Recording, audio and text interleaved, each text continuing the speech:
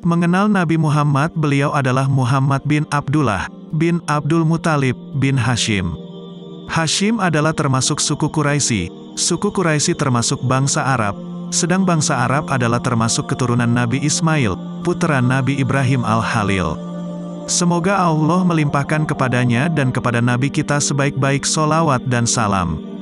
Beliau berumur 63 tahun. Di antaranya 40 tahun sebelum beliau menjadi nabi dan 23 tahun sebagai nabi dan rasul. Beliau diangkat sebagai nabi dengan Iqra, dan diangkat sebagai rasul dengan surah Al-Mudaththir. Tempat asal beliau adalah Makkah. Beliau diutus Allah untuk menyampaikan peringatan menjauhi syirik dan mengajak kepada tauhid. Dalilnya, firman Allah Ta'ala dalam surah Al-Mudaththir yang artinya, "Wahai orang yang berselimut, bangunlah, lalu sampaikanlah peringatan. Agungkanlah Tuhanmu, sucikalah pakaianmu, tinggalkanlah berhala-berhala itu, dan janganlah kamu memberi, sedang kamu menginginkan balasan yang lebih banyak. Serta bersabarlah untuk memenuhi perintah Tuhanmu." Beliau pun melaksanakan perintah ini dengan tekun dan gigih selama 10 tahun, mengajak kepada tauhid. Setelah 10 tahun itu beliau dimikracan, diangkat naik ke atas langit dan disyariatkan kepada beliau salat 5 waktu. Beliau melakukan salat di Makkah selama 3 tahun. Kemudian, sesudah itu, beliau diperintahkan untuk berhijrah ke Madinah. Hijrah ini merupakan kewajiban yang harus dilaksanakan umat Islam. Dan kewajiban tersebut hukumnya tetap berlaku sampai hari kiamat. Dalil yang menunjukkan kewajiban hijrah, yaitu firman Allah Ta'ala dalam surah An-Nisa yang artinya, sesungguhnya orang-orang yang diwafatkan oleh malaikat dalam keadaan zalim terhadap diri mereka sendiri. Kepada mereka malaikat bertanya, dalam keadaan bagaimana kamu ini? Mereka menjawab, kami adalah orang-orang yang tertindas di negeri Makkah.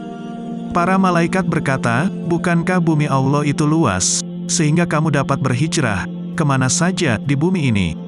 Maka mereka itulah tempat tinggalnya neraka jahanam dan jahanam itu adalah seburuk-buruk tempat kembali. Akan tetapi orang-orang yang tertindas di antara mereka, seperti kaum lelaki dan wanita serta anak-anak yang mereka itu dalam keadaan tidak mampu menyelamatkan diri dan tidak mengetahui jalan untuk hijrah, maka mudah-mudahan Allah memaafkan mereka. Dan Allah adalah Maha Pemaaf lagi Maha Pengampun.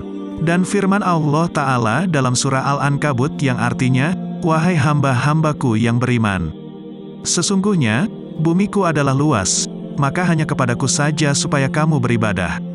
Al-Bagawi rahimahullah berkata, ayat ini, sebab turunnya, adalah ditujukan kepada orang-orang muslim yang masih berada di Makkah, yang mereka itu belum juga berhijrah. Karena itu, Allah menyeru kepada mereka dengan sebutan orang-orang yang beriman. Adapun dalil dari sunnah yang menunjukkan kewajiban hijrah, yaitu sabda Rasulullah Shallallahu Alaihi Wasallam. Hijrah tetap akan berlangsung selama pintu taubat belum ditutup, sedang pintu taubat tidak akan ditutup sebelum matahari terbit dari barat. Setelah Nabi Muhammad menetap di Madinah, disyariatkan kepada beliau zakat, puasa, haji, azan, jihad, amar ma'ruf dan nahi mungkar, serta syariat-syariat Islam lainnya. Beliau pun melaksanakan untuk menyampaikan hal ini dengan tekun dan gigih selama 10 tahun. Sesudah itu wafatlah beliau, sedang agamanya tetap dalam keadaan lestari. Nabi Muhammad Shallallahu Alaihi Wasallam diutus oleh Allah kepada seluruh umat manusia, dan diwajibkan kepada seluruh jin dan manusia untuk mentaatinya. Allah Ta'ala berfirman dalam surah Al-A'raf ayat 158 yang artinya, katakanlah, wahai manusia sesungguhnya aku adalah utusan Allah kepada kamu semua, dan melalui beliaulah, Allah telah menyempurnakan agamanya untuk kita. Firman Allah Ta'ala dalam surah Al-Maidah ayat 3 yang artinya, pada hari ini, telah aku sempurnakan untukmu agamamu dan aku lengkapkan kepadamu nikmatku serta aku ridai Islam itu menjadi agama bagimu. Itulah kisah dari Nabi Muhammad. Semoga kita bisa mengambil hikmah dan tauladan pada beliau.